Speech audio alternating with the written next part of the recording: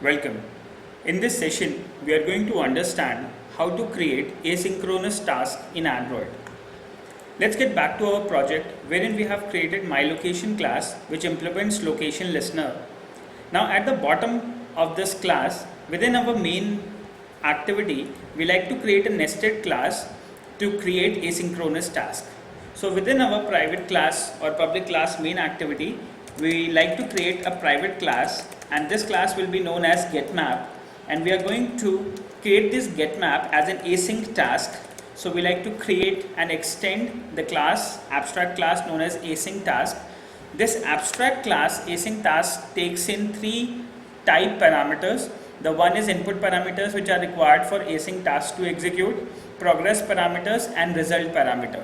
So at the moment we don't have any input parameter and progress parameter, so we like to specify class void, and the output which we want to receive after execution of this async task is bitmap. So we like to specify bitmap here, and we will create scope for this class getMap.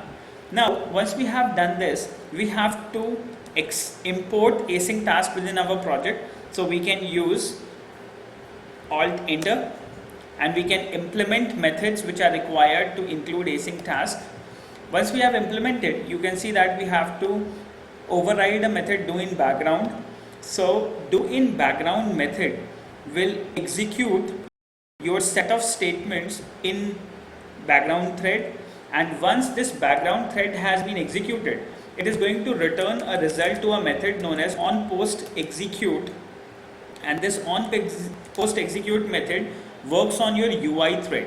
So as soon as we are going to execute set of statements here, so here we are going to specify our background statements in which we are going to connect to our Google Map API, and we are going to generate an image here, and once we are done, we are going to display our output here on our image view. Next, we are going to understand how to make use of this asynchronous task in Android connected with our Google Map API in our next session. Thank you for watching.